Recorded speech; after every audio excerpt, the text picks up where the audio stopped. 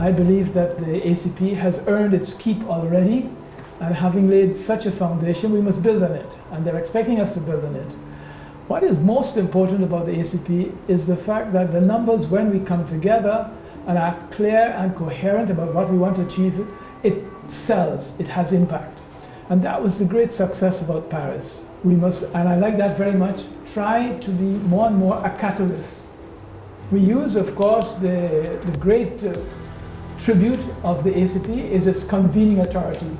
We have that bestowed by the fact that you are established as an intergovernmental body which has a political authority behind it, and it can convene people to come together to understand that we're not only in technical matters, but we're able to make political decisions. And that base as a convening authority has been very good. Being that catalyst and facilitating it would help us to keep the whole multilateralism in focus. And multilateralism means not going in the direction of saying some bilateral treaties or some bilateral agreements would be successful enough, because it's the planet at stake.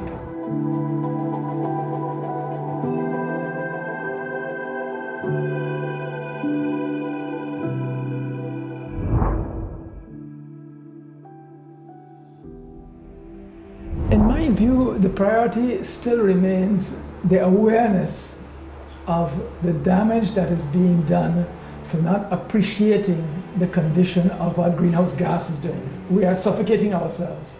We have to also target the use of every single euro that we get. And we must comply with those regulations, but in subscribing to the regulations of the Prague, we must see the results and the impact of those results. Now, when we see the results and the impact, it must have a cumulative effect, because that is what is the basis of all of civilization, the accumulation of knowledge. It's now a good time because we brought the platform. The summit has been a tremendous success, which is a platform. It has put us on the runway, and now we must move into the takeoff.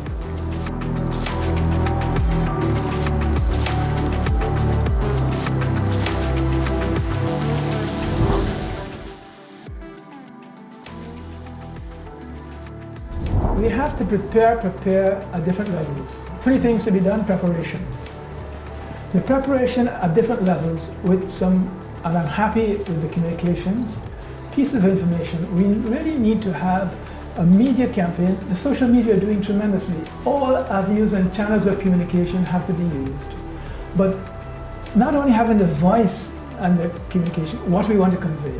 And I think even the very simple slogan of 1.5 to stay alive must be backed up by, look what we're doing now. We are in fact damaging. That will lead, I think, and build up. So it's education, thinking, public awareness, being concerned in a variety of levels. And that, I think, will go along. The single-use plastics that are being banned, encourage those that have done it, share their experiences. Demonstration effect, nothing more than a demonstration effect, can help us along.